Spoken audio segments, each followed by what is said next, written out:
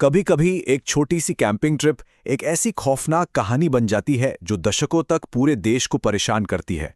आज हम फिनलैंड के सबसे कुख्यात अनसुलझे मामले बोडोम झील की हत्याओं की गहराइयों में उतर रहे हैं। जरा सोचिए, चार दोस्त हैं, झील का किनारा है, एक टेंट लगा है और चारों तरफ हंसी मजाक का माहौल है। लेकिन जब अगली सुबह सूरज उगता है तो मंजर पूरी तरह बदल चुका होता है। सिर्फ एक जिंदा बचता है जिसे कुछ भी याद नहीं। उसके पास जवाबों से ज्यादा सवाल हैं। तो सवाल यह है कि बोडोम झील पर उस रात असल में हुआ क्या था। और देखिए, ये कोई ऐसा वैसा केस नहीं था जो कुछ ही हफ्तों में सुलझ गया हो। नहीं, ये एक ऐसी पहेली है जो दशकों तक फैली रही।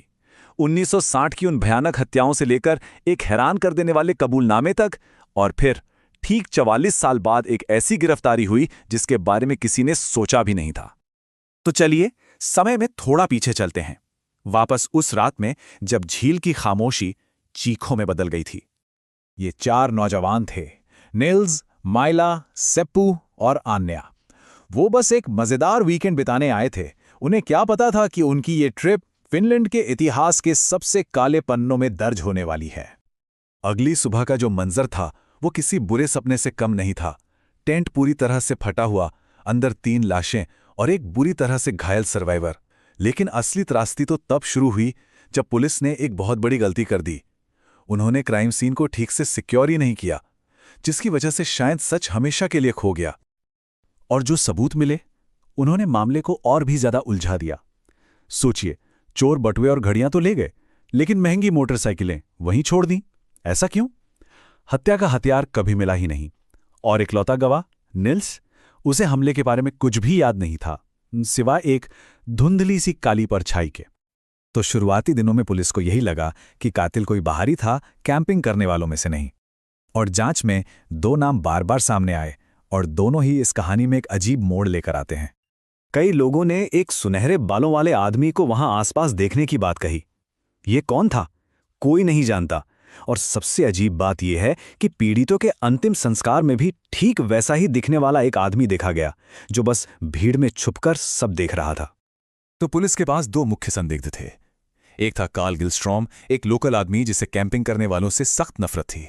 और दूसरा था हांस आसमान, एक रहस्यमयी जर्मन जिसके बारे में कोई कुछ नहीं जानता था।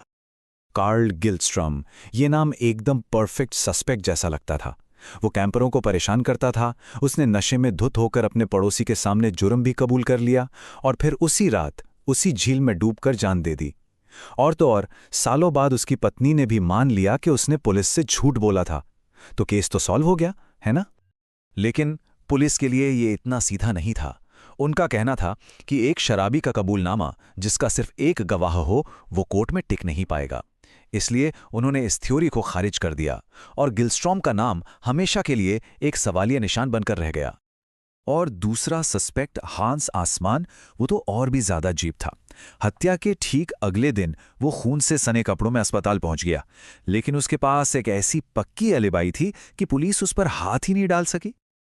और फिर जब सबको लगा कि ये राज हमेशा के लिए दफन हो चुका है, कहानी में एक ऐसा मोड़ आया जिसकी किसी ने कभी कल्पना भी नहीं की थी।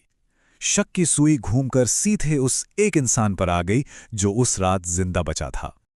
44 साल, सोचिए जरा, पूरे 44 साल तक वो दुनिया की नजर में एक पीड़ित था, और फिर एक दिन वो अचानक से मुख्य संदिग्ध बन गया। ये सब कुछ हुआ नील्स के जूतों की वजह से। सालों बाद नई डीएनए टेक्नोलॉजी से पता चला कि उन जूतों पर बाकी तीनों पीड़ितों का खून था, लेकिन नील्स का नहीं। प्रोसिक्यूशन के लिए इसका मतलब सिर्फ एक ही था कि नील्स ने ही अपने दोस्तों को मारा, फिर जूते कहीं दूर छिपा दिए और खुद एक पीड़ित होने का नाटक करने लगा।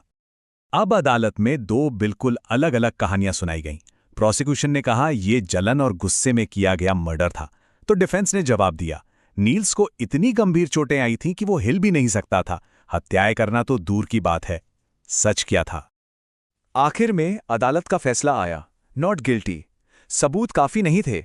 सालों के शक और आरोपों के बाद निल्स गुस्ताफसन एक आजाद इंसान था, लेकिन सवाल अब भी वहीं का वहीं था।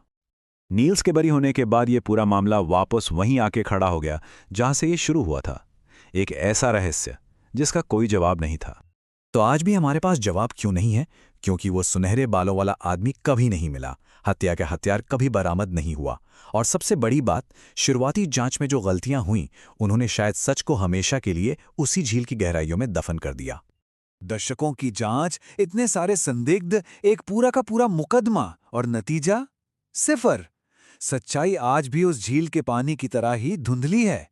क्या हम कभी जान पाएंगे कि उस रात बोडोम झील के किनारे असल में क्या हुआ था, या ये एक ऐसा राज है जो हमेशा हमेशा के लिए अनसुलझा ही रहेगा?